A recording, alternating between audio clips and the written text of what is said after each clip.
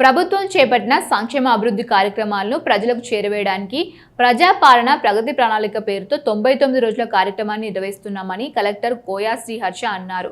ఈ మేరకు పెద్దపల్లి జిల్లా కేంద్రంలోని ఆర్కే గార్డెన్లో మున్సిపల్ శాఖ, మండల శాఖ ఆధ్వర్యంలో ఏర్పాటు చేసిన సమావేశంలో పాల్గొని మాట్లాడారు. తెలంగాణలో నూతన ప్రభుత్వం ఏర్పడిన తర్వాత ప్రజాపాలన పేరిట పాలన కొనసాగుతోందని తెలిపారు.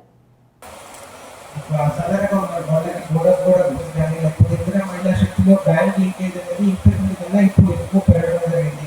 తర్వాత మంచి కూడా ఎవ్రీ 3 months క్లియర్ చేయడం జరుగుతుంది అనమాట. దాని తర్వాత ఇందిరామ శారీస్ కానీ కొత్త రేషన్ కార్డ్స్ ఆల్మోస్ట్ ఒక 90-95% వరకు అందరికీ రేషన్ కార్డ్స్ వచ్చినాయి అనమాట. అట్లా కాకుండా ఇంకా చాలా వరకు వర్క్స్ ఇంకా మున్సిపాలిటీ వచ్చేసి టీఎఫ్ఐడిసి కానీ చాలా వర్క్స్ కానీ ఇందాక మనం ఎక్స్ప్లెయిన్ చేయడం జరిగింది అనమాట. గవర్నమెంట్ ఏమని చెప్తుందంటే ఇన్ని స్కీమ్స్ మనం చేస్తున్నాం, మళ్ళీ ఒకసారి ప్రజల దగ్గరికి వెళ్దాము, ఈ స్కీమ్స్ గురించి మళ్ళీ ఒకసారి ఎక్స్ప్లెయిన్ చేసి ఇప్పుడు దాకా ఎంత వర్క్ చేసామో మరొక పబ్లిక్ ముందు పెట్టేసి వాళ్ళ ఒపీనియన్ కానీ సజెషన్స్ కానీ లేకపోతే ఇన్పుట్స్ కానీ ఇందాక కౌన్సిలర్ మాట్లాడేటప్పుడు వాళ్ళ కామెంట్స్ కానీ లేకపోతే మీరు మాట్లాడేటప్పుడు మీ సజెషన్స్ కానీ ఏదైనా ఉన్నా కానీ తీసుకొని ఇంకా ఈ స్కీమ్ ఇంకా ఇంప్రూవ్ చేయడానికి లేదు కదా, లేకపోతే ఇంకేమైనా ఇష్యూస్ ఉన్నాయో అవి కూడా క్లియర్ చేద్దామనే ఉద్దేశంతో ఈ ప్రజాపాలన 99 డే ప్రోగ్రామ్ ఇంకా ఈవెంట్ పెట్టడం జరిగింది అనమాట.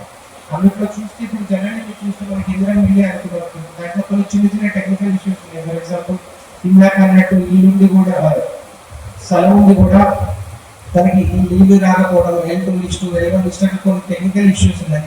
అట్లా క్లియర్ చేయడానికి కూడా మనకి గవర్నమెంట్ కొన్ని ఆప్షన్స్ ఇవ్వడం జరిగింది. ఒకసారి కమిషనర్ గారు నా బిల్డింగ్ చూసేసి నా లెవెల్లో నేను అప్రూవ్ చేస్తాను అనమాట. అట్లున్నాకనే చేస్తాము. లేకపోతే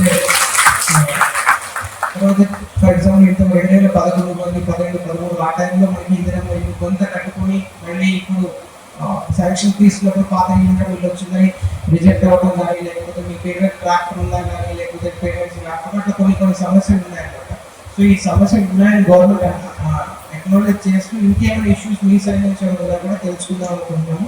ఇది మాట్లాడే డిసిప్లిన్ మీ సజెషన్స్ కూడా ఇవ్వచ్చు.